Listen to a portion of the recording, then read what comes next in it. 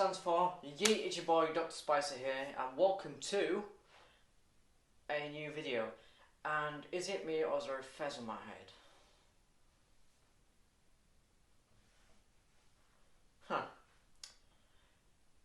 Watch this, hang on. Does that mean, that's better. Anyways, so here it is, the video that you've all been waiting for.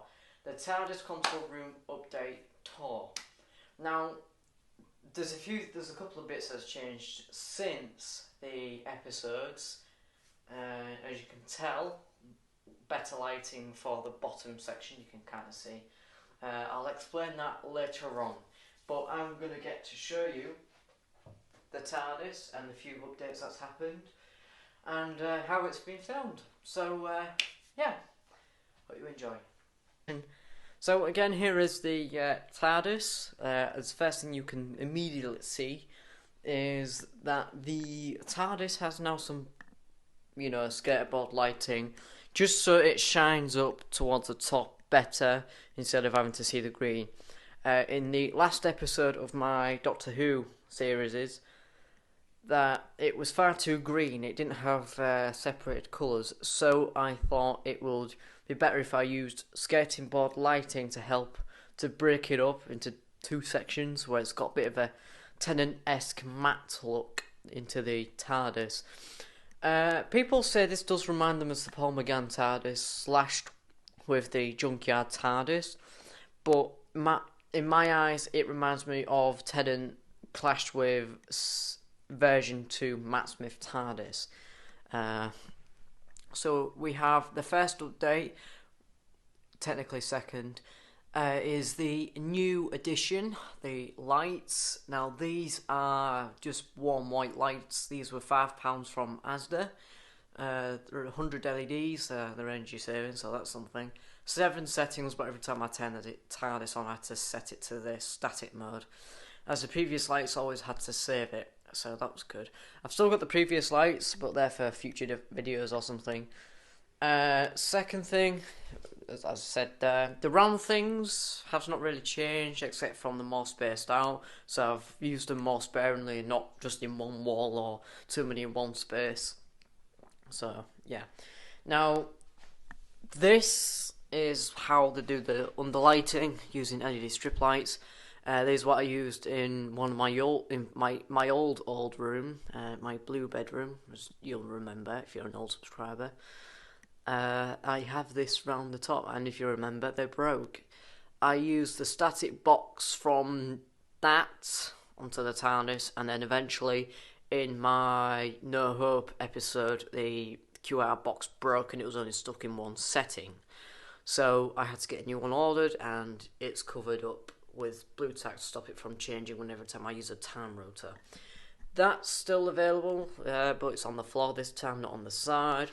We have a switch, a foot switch on the bottom. This is actually used on the drum set, but I don't need to use it because I don't require it for the drums just yet, but it's easily accessible. Bluetooth speaker, we'll get to that in a minute. Power source thing. This is the QR thing for the time rotor. And the thing that makes the time rotor change, just let me slip this up. This is the battery compartment. This used to have a shared battery because this one does the scanner, and it also did the time rotor. But after a while, it clashed with each other, and there was a switch on the TARDIS that actually activated the time rotor instead of the lever. So I separated them, so now that one takes 3 AA batteries. I know they're not full-on proper AA's, but there you go. And this is the thing that makes it change the time rotor using an old remote. This is the remote that came with the lights, well, an old set, and it works with this one. And that broke, the battery contact snapped out of it, so I hardwired it in. Now, to make the time rotor do its fade in, fade out thing, because I couldn't technically solder on actual buttons, because it means, fixed. So, I just went across all the wires, did a little bit of testing, and I found the setting I wanted. Then I soldered and hot glued, because I'm very good at that. and that what does the time rotor. And these wires here, these black ones, lead up to the levers, because the levers act as a switch on one of them. Because one of them is for the battery compartment, one of them is for the remote, and the remote activates onto this little fella here, which is held up by a piece of string on a screw. So yeah, so when I lift this down, the wire onto the activation lever onto the screw there, because the screw is the activation point. This is the actual thing here. So you've got wires on there, and you've got your screw there, which is when that hits that, it fills the circuit. So when I put that down, you'll see the lights just did a flicker, and now that's activated I forgot what to call it, but the acceleration lever, as you want to call it, again has the same principle, does the exact same thing, but has a two-way switch to where I can do that. And then while that's down, I can lift that up to preserve battery. So this is lever A, lever B. Lever B does the actual movement of the time rotor. Lever A does the switching between on and off. Basically, it's basically like a bit like a brake. This one's acts as like a brake, but this one's more of an activation. So when I'm done, you'll see it won't lock. It won't lock to green because that's not activated. So if I do this, you'll do it like so. So that's sorry about that. The camera shut off. Well, my phone, anyways. So we have this thing, which is from an old dishwasher that I stripped it down.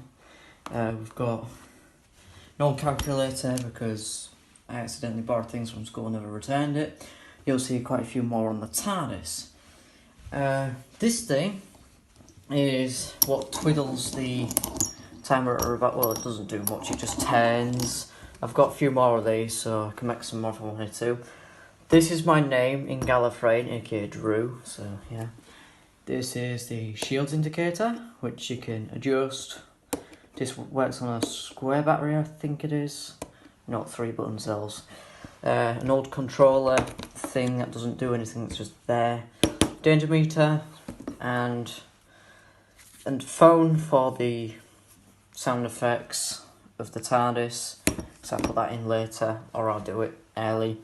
Wibbly levers, because you can never have enough wibbly levers.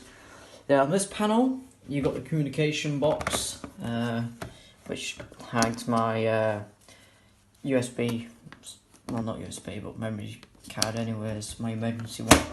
And then of course, you got these, which works off the mains, which also has a 2 switch position thing, like so.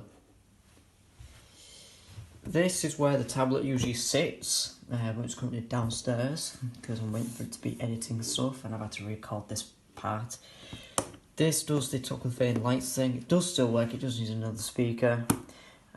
This one does the combustion engine down there, but again it needs new batteries.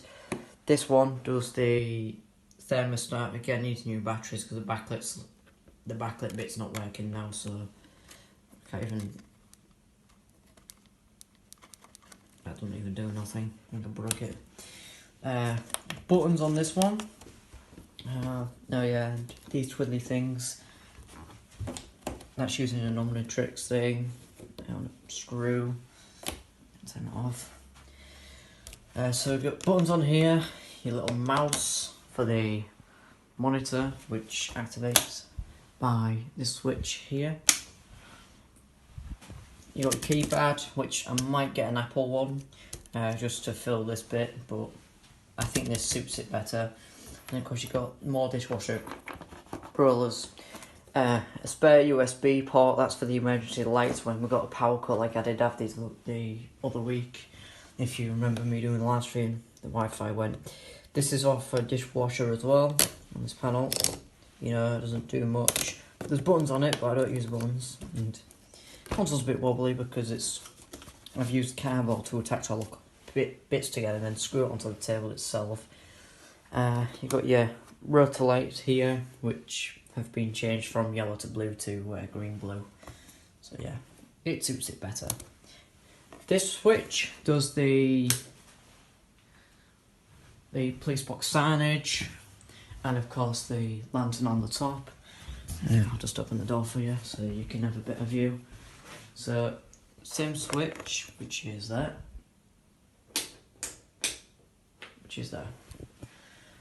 this bit, Bluetooth speaker, what does the emergency lighting and water speakers. This could charge up docks, well, iPods at one point, but stops working. This is just an old flask, it's just to fill the space. There is a microphone in there, but it doesn't work. This is from an old disk drive that I've took apart from an Xbox 360 that I fixed. And of course, we've got the energy core, and of course the time crystal, which is now stuck in place permanently. So yeah. And you'll see more calculators and stuff along the console. You've got your Wi-Fi thing. This is actually an old Wi-Fi router. And of course you've got your another calculator. Again, I didn't take it back like this one here. This is manually instead of electronically. So, and of course you've got your old trusty screwdriver. You may see this in the future. I've updated it. And you can't really see nothing, but yeah. And this is where I was thinking of putting like a hidden switch, but it's too much faffing, so I'm not going to even try it. But this button used to spin on my old TARDIS console, if you remember that cardboard one. That used to spin a little TARDIS on the side. That panel is pretty same to the original TARDIS console I did. This is somewhat similar. This is definitely the same, except from, of course, minor differences. That is new. That is new. In fact, a lot of this is off the original console, but there's been a lot of bits added since my first update. So yeah.